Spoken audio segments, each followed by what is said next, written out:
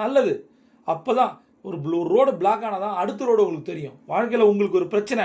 ஒரு தடவை எனக்கு வந்து கையில் அடிபட்டுச்சு கிரிக்கெட் விளையாடும் போது. சரியா, நான் காலேஜ் படிக்கும்போது. அப்போ ஒரு கையில் வந்து எதுவும் ஒர்க் பண்ண முடியலன்னா இன்னொரு கையில் என்ன பண்ணலான்றதை நான் புரிஞ்சுக்கிட்டேன். சரியா, அப்போ தான் வந்து இந்த பிரெயின் ஆக்டிவேஷன் ஃபார்முலா எனக்கு தெரிஞ்சுது. எப்பயுமே நீங்கள் சொல்கிற நிறைய பேருக்கு மெமரி இல்லை, வந்து படித்ததெல்லாம் மறந்துடுது, நான் ஃபோக்கஸாக இல்லை, கான்சன்ட்ரேட் பண்ண முடியல, இந்த மாதிரி இருக்கவங்களுக்கு நான் ஒரு சிம்பிள் டிப் சொல்கிறேன். நீங்கள் ரைட் ஹேண்ட் பர்சனாக இருந்தீங்கன்னா லெஃப்ட்டில் பண்ணி பாருங்கள். ஒரு ப்ரஷ் பண்ணுறதோ ஒரு சோப் போடுறதோ குளிக்கும் போது பண்ணி பாருங்கள். தொடர்ந்து ஒரு 5 நாள் பண்ணி பாருங்கள். ஒரு கேப் கொடுங்க, திருப்பி ஒரு 5 நாள் பண்ணி பாருங்கள். 5 நாள் 3 செட்டு பண்ணி பாருங்கள். உங்களோட பிரெயினோட ஆக்டிவேஷன் வேறு மாதிரி இருக்கும். அப்போ இது எப்போ எனக்கு தெரியும்னா, ஒரு கை அடிபடும் போது இன்னொரு கை யூஸ் பண்ணும் போது தான் உங்களோட ஆக்டிவிட்டியாக மாறும். அப்போ கை அடிபட்டுச்சுன்னு சொல்லி நான் கர்ஸ் பண்ணுறதா இந்த யூனிவர்ஸை, அல்லது புதுசாக சில விஷயங்கள் நான் கிடைச்சிருக்கு அதை வச்சு நிறைய லைஃப் மாறப்போகுதுன்றதை நான் புரிஞ்சிக்கணுமா? நீங்கள் முடிவு பண்ணுங்கள்.